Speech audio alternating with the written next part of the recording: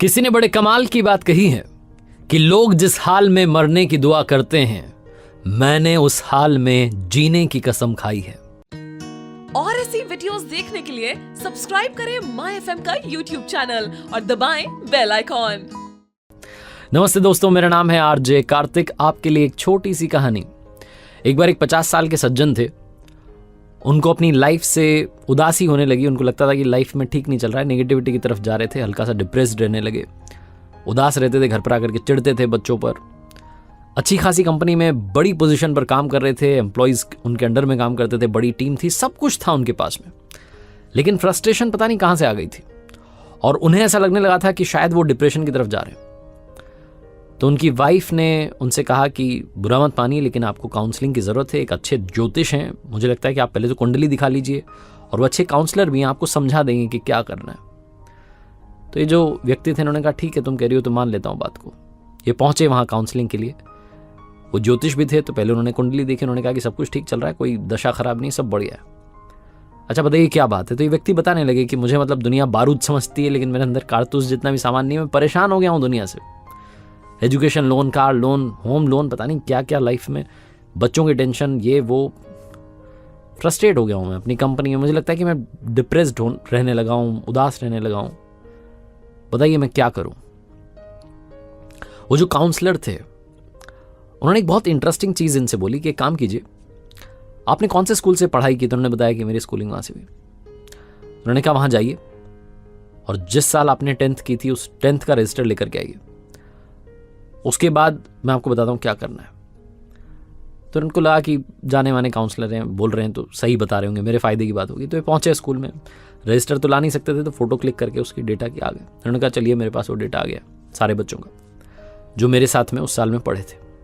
Counsellor ने कहा कि काम कीजिएगा, आप इनमें से जिस जिस को जानते हैं, जो आपका दोस्त था, क्लासमेट था, जो भी आप समझ पा रहे हैं, इनमें से जिस किसी के बारे में आपको थोड़ी याददाश्त थी कि हाँ ये मेरे साथ था, मेरी वाले सेक्शन में था, जाइए इनके बारे में पता करके लाइए क्या कर रहे हैं लोग इस वक्त, क्या ज़िंदगी जी रहे हैं। ये जो सज्जन थे जो काउंसलिंग करवाने पहुंचे थे, उन्होंने कहा ठीक है मैं पता करके आता हूँ। तो जो 10th क्लास के इनके क्लासमेट्स थे, जो इनके दोस्त रहे थे, थोड़ा इनको याद आ रहा था कौन कौन साथ में था। इन्होंने उनके घर जाना शुरू किया। लंबी प्रोसेस थी, महीना 2 महीना लगा, जब जब टाइम मिलता था पहुंच जाते थे ढूंढने के लिए। लेकिन उस लंबी प्रोसेस में इन्होंने समझा कि वो जो 10th क्लास में साथ में पढ़ रहे थे, उनमें से 10% तो इस वक्त दुनिया में ही नहीं है। 50 के होते होते वो दुनिया छोड़ के चले गए। 5% ऐसे थे जिनका तलाक हो चुका है, सेपरेटेड हैं, जी रहे हैं। 5-7% ऐसे मिले जिन्होंने शादी की, तलाक हुआ, फिर शादी की, फिर तलाक हुआ, सेटल नहीं हो पा रहे थे लाइफ में, पर्सनल लाइफ में।